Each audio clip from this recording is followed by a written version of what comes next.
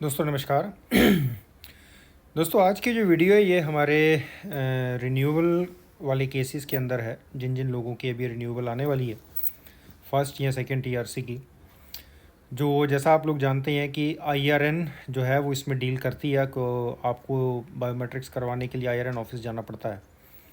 और आईआरएन से अभी तक रिन्यूअल के कार्ड नहीं आए हैं, तो हमें कितना टाइम वेट करना चाहिए और हमें क्या प्रोसेस फॉलो करना चाहिए अगर हम इस चीज़ की इंक्वायरी करना चाहते हैं कि हमारा कार्ड जो है वो अभी तक क्यों नहीं आया या क्या इशू हुआ है।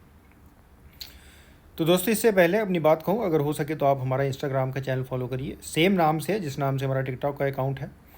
वहाँ पर मैं कौन से दिन कौन सी सेफ में या कोर्ट में या पुलिस स्टेशन में मैं विज़िट कर रहा हूँ, मैं अक्सर उसके स्टेटस अपडेट कर देता हूँ। प्लस अगर आप हमारे ऑफिस में कॉन्टैक्ट कर रहे हैं और कोई आपको जवाब अगर नहीं दे रहा है तो आप वहाँ पर अपना नंबर ड्रॉप करिए मैसेज में, तो मैं अपने ऑफिस को बोलूँगा, वो आपको कॉन्टैक्ट करेंगे दोस्तों। तो दोस्तों सबसे पहले तो मेरा एक सुझाव है आप सब लोगों के लिए, एक एडवाइस है, जो जो लोग भी रिन्यूअल की अपॉइंटमेंट अभी उठाने वाले हैं, अगर हो सके तो उसे फॉलो करिए दोस्तों। जब भी आप किसी आईआरएन को सिलेक्ट करते हैं रिन्यूअल के लिए, तो कोशिश करिए कि छोटी सिटी की कोई आईआरएन हो, जैसे गुआर्दा हो गया, एस्फीनियो हो गया, ब्रगांजा, वियना दा कस्टेलो, टावीरा, ऐसी छोटी सिटीज़ को आप सिलेक्ट करिए। उसका रीज़न ये है दोस्तों कि अगर आप बड़ी सिटी सेलेक्ट करते हैं लिस्बन जैसी, पोर्तो जैसी, तो वहाँ की जो आईआरएन है वो काफ़ी बिजी होगी। और आपको पता है कि आईआरएन के पास सिर्फ एक डिपार्टमेंट नहीं है, उसके पास 3600 डिपार्टमेंट है, उसने कई चीज़ों को देखना है। और अब रिन्यूअल भी आईआरएन के पास चली गई है। और जहाँ तक मुझे याद है कि मैंने, मेरा ख्याल है लगभग 1 साल पहले वीडियो बनाई थी जहाँ पर मैंने ये बात बोली थी कि जो रिन्यूअल है वो आईआरएन के पास जाने वाली है, जो शायद आज भी मेरी लिस्ट में अवेलेबल होगी, अब चाहे तो चेक कर सकते हैं। तो वो इन्फॉर्मेशन भी मेरी सही निकली। तो दोस्तों जैसा मैंने बताया कि अगर हो सके तो आप छोटी सिटीज़ को सिलेक्ट करिए, ताकि अगर आईआरएन के पास कम काम जो है वो कम रहेगा, तो वो उतनी ही जल्दी ट्रांसफ़र करेगी आईमा को फ़ाइल, क्योंकि आईआरएन के पास बायोमेट्रिक्स करवाने के बाद आईआरएन ने कार्ड इशू नहीं करना, कार्ड जो है वो आईमा इशू करती है। तो आईआरएन ने आईमा को ट्रांसफ़र करना है और फिर हमारा टाइम जो है वो स्टार्ट होता है 60 वर्किंग डेज़ का, यानी लगभग 3 महीने का।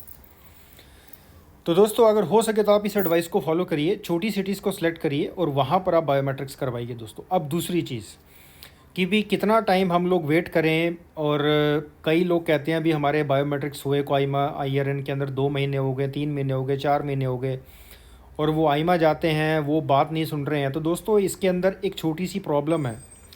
प्रॉब्लम यह है कि जैसे आप लोग जानते हैं कि फ़र्स्ट रेजिडेंसी जब हम अप्लाई करते हैं, बायोमेट्रिक्स करवाते हैं, तो जो आईमा का जो टाइम पीरियड है वो लगभग 90 वर्किंग डेज़ का है, यानी 4 महीने का। और रिन्यूअल के अंदर जो टाइम है वो लगभग 3 महीने का है। लेकिन दोस्तों ये जो टाइम है ये आईमा का है। अब आईआरएन ने आईमा को फ़ाइल ट्रांसफ़र करनी है, और मेरे पास अभी तक ऐसी कोई इन्फॉर्मेशन नहीं है। अगर आपके पास हो तो आप शेयर करिए कि क्या आईमा ने या पुर्तगाल की गवर्नमेंट ने आईआरएन को टाइमलाइन दी है कि अगर आपके पास रिन्यूअल्स के बायोमेट्रिक्स हुए हैं तो आपने कितने टाइम के अंदर वो फाइल आईमा को ट्रांसफ़र करनी है। अब 1 हफ़्ते में, 2 हफ़्ते में, 3 हफ़्ते में, 4 हफ़्ते में, 2 महीने में, कितना टाइम है वो कि आपके पास बायोमेट्रिक्स होने के बाद फ़ाइल जो है वो आईमा के पास चली जानी चाहिए, क्योंकि टाइम आईमा से स्टार्ट होगा। जो भी कुछ करना है वो आईमा ने करना है, आईआरएन ने सिर्फ और सिर्फ बायोमेट्रिक्स लेने और कुछ नहीं करना दोस्तों। तो सबसे पहले अगर आपका कार्ड 2-3 महीने गुजर गए और अभी तक कार्ड नहीं आया, तो सबसे पहले आप उस आईमा के आईआरएन के पास जाइए जहाँ पर आपके बायोमेट्रिक्स हुए थे, और उनसे इस चीज़ की कंफर्मेशन लें कि क्या उन्होंने आपकी फ़ाइल आईमा को ट्रांसफ़र करी है कि नहीं। क्योंकि दोस्तों हाल ही में हमारे पास एक हमारा भाई आया था, उसके भी लगभग 2 महीने से ऊपर टाइम हो गया था, और कुछ निकला नहीं था। तो वो हमसे कह रहा था कि आप इसकी इंक्वायरी करें भी, क्या मसला हो गया, क्यों नहीं कार्ड आ रहा। तो दोस्तों हमने फिर हमारे कुछ लिंक्स के अंदर हमने आईमा से इसकी जानकारी लेने की कोशिश करी थी कि भी हमें पता लगे भी आईमा ने अभी तक कार्ड क्यों नहीं दिया। तब दोस्तों उस इंस्पेक्टर ने हमें बताया था कि मुझे सिस्टम के अंदर अभी तक भी कोई इंस्पेक्टर शो नहीं हो रहा है। तो मेरे मुताबिक फ़ाइल जो है वो अभी भी आईआरएन के पास ही पड़ी है, क्योंकि अगर वो आईमा में जाएगी तो नेचुरल बात है कोई ना कोई इंस्पेक्टर उससे अटैच होगा जो इस फाइल को देखेगा और बाद में कार्ड इशू करेगा दोस्तों। तो वहाँ से हमें इस चीज़ का आइडिया हुआ था कि IRN जो है वो फ़ाइल ट्रांसफ़र जब करेगी आइमा को, तब जा कर के ये फ़ाइल खुलेगी। फिर हम आइमा से 3 महीने बाद इंक्वायरी कर सकते हैं दोस्तों। तो इसीलिए मेरा आप लोगों को यही सुझाव स्टार्ट में जो मैंने दिया कि छोटी सिटीज़ की IRN सेलेक्ट करिए, जहाँ पर ज़्यादा वर्कलोड नहीं हो, फ्री बैठे रहते हैं लोग, तो वो उतनी ही जल्दी ट्रांसफ़र करेंगे।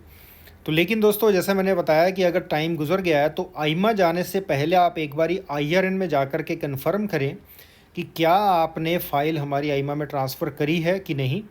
अगर वो कन्फर्म कर देती IRN कि हाँ जी हमने आइमा भेज दी है, तो फिर आप उस आइमा के जो भी उस इलाके की आइमा, अगर जैसे आपके फिंगर कास्टिलो ब्रांको में हुए हैं तो कास्टिलो ब्रांको आइमा डील करेगी, ग्वारदा में हुए हैं तो ग्वारदा की आइमा डील करेगी। तो उस हिसाब से फिर आप उसकी इंक्वायरी कर सकते हैं, अकेले जा कर के या लॉयर के साथ जा कर के दोस्तों। तो आप कोशिश करिए, जो मेरी एडवाइस अगर हो सके उसे फॉलो करिए।